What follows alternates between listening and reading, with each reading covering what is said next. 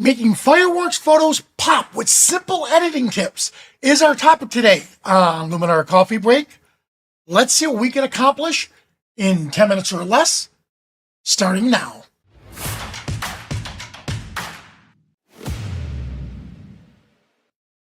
Hello, everyone. All right, now, coming up soon in the U.S., we have our 4th of July, or Independence Day, and fireworks is the big push. People love going out there, especially photographers, taking photos of fireworks. And throughout the month, we'll talk about ways how to actually photograph them. So we'll give tips on how to do that. But for now, we're going to talk about how to create really cool editing tips. All right, let me just dive right in on this right here. So here's an image. I actually took this off of Unsplash, and giving a shout out to a gentleman by the name of Jamie.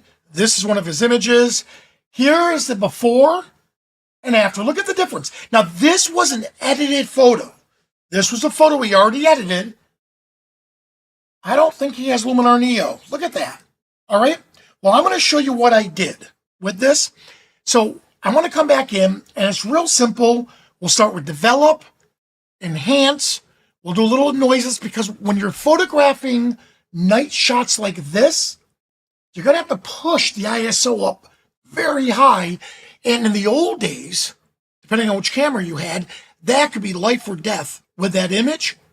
Nowadays, most of the professional cameras and even the pro consumer cameras do a phenomenal job. Our noiseless takes it to a new level, add a little structure, and then color. All right, so those are the secret ingredients. I'm going to work with you right here, and let's dive into it.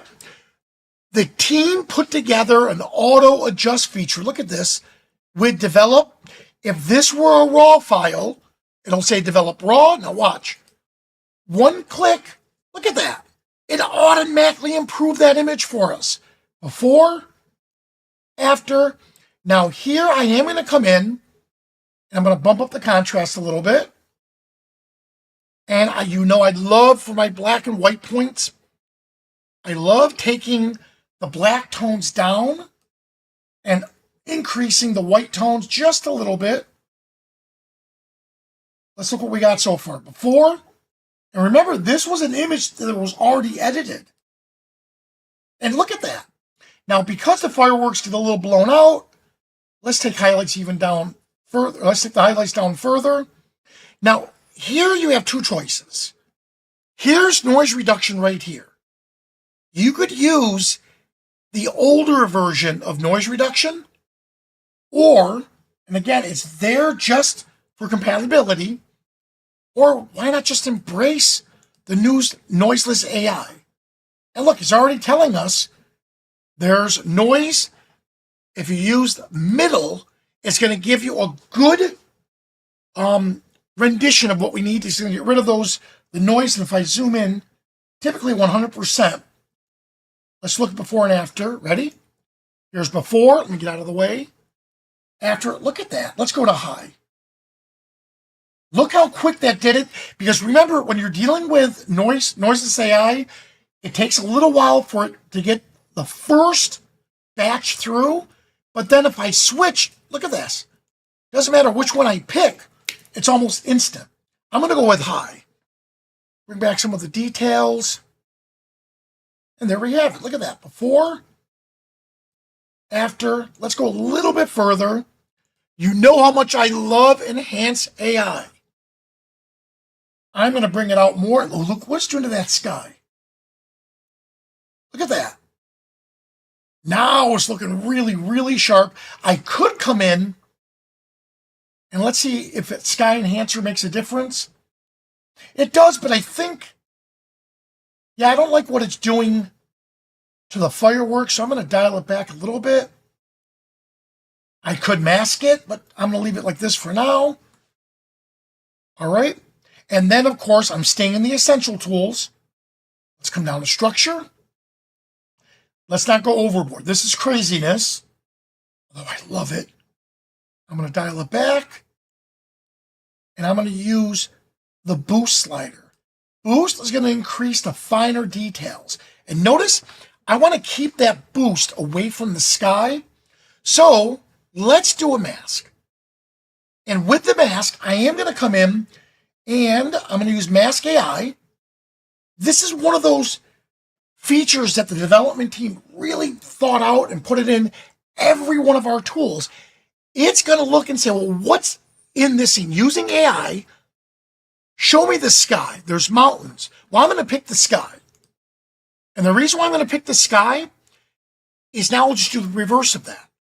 Because if I chose mountains, it'll do a great job in getting the mountains, but I also want that fireworks.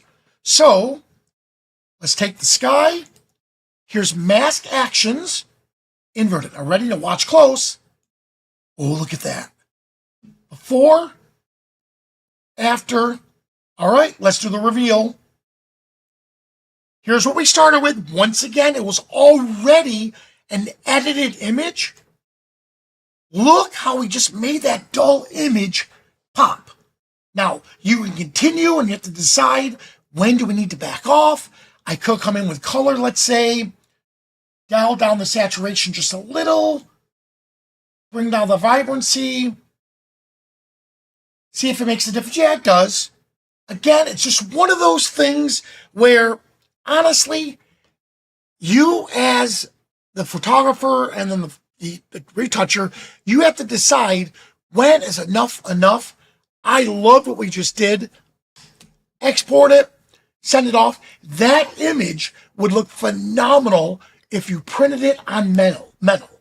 So coming up real soon, whether it's in the US, 4th of July, New Year's, whatever it is, start practicing. Practice photographing for night photography with fireworks like this. And then you got the editing down, what we just went through. Now, we're fortunate here in Florida because we do have Disney, where I am.